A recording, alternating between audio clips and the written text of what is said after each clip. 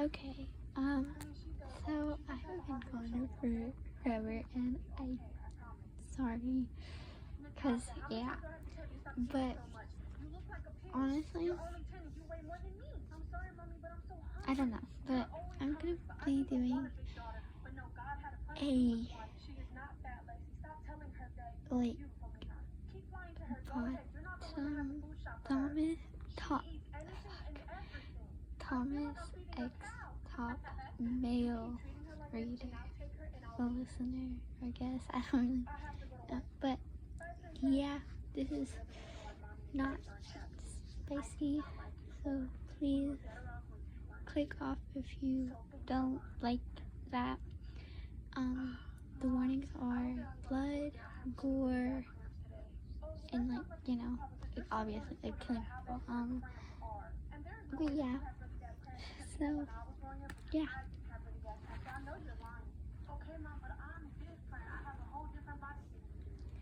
As you came to your senses, you immediately noticed that the robbing pain in your head, a distant soreness in your arm. The last thing you remembered before now was getting cracked over the head with the butt of a pistol by the particularly rude sheriff who had pulled you over in the middle of nowhere. Okay, maybe you'd been going a little too fast, but nothing that warranted this kind of treatment. As you became more aware of your surroundings, you realized you were dangling by your wrist a good few feet above the ground. That explained your soreness you could feel. Looking up, you could see that your wrists were bound together and rope was strung over a rather large and wicked-looking meat hook. You could feel your heart starting to race in your chest, although by the maroon stains and caressing by the majority of the hook's surface, you should consider yourself lucky that you were only hung by rope around your wrist. Looking around, you seem to be in a basement. The room was dimly lit with a set of stairs leading up in the corner. The space was cluttered and specifics were hard to make out in the low light, but you could still tell the scene around you was straight out of a horror movie. All kinds of sharp implements littered everywhere, littered every table, as well as what looked to be severed limbs and human bones. Where the hell were you? You took a deep breath in to try to steady yourself, knowing you had to at least try to come up with a plan. You studied the hook above your head, considering the rope binding your wrist was slung over the hook. Maybe you could slip right off. Swinging your legs to build momentum, you heavied your body forward and up. For a moment, you thought the rope would slice off the hook, but to your dismay, it caught the sharp tip. You took everything in you not to yell out in pain and grief. The heavy weight of your body shook back down. Already aching shoulders protested as they pulled the downward force. A small whimper escaped you, and you had to take several deep breaths to center yourself again.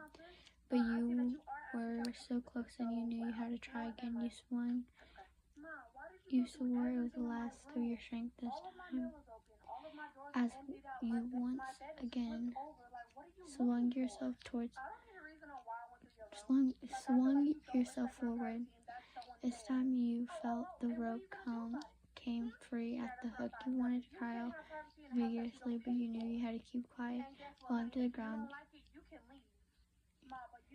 you fell to the ground. Your fall broke by several inches of dirty water that covered the floor. The room, luckily, to prevent the impact from being too hard. But it did make a loud splash that you landed in. The smell of strange chemicals and other things you didn't want to think about assaulted your nose as the water soaked your clothes.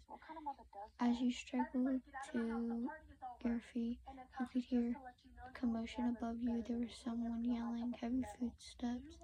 You recognized the voice. It was the sheriff. Cursing under your breath, you frantically looked around for somewhere to hide. You yelled. You quickly ducked under a table as the door swung open at the top of the staircase. It was flung open. Can't take a liking to make sure you get 'em good this time. The sheriff was yelling as the heavy footsteps continued down the stairs. There was only one pair of steps coming towards you. You wondered who the sheriff was talking to. You clamped a hand over your mouth and to try and quiet your panicked breath. As you saw a pair of legs pass by the table, you crouched under, realizing suddenly that whoever was in the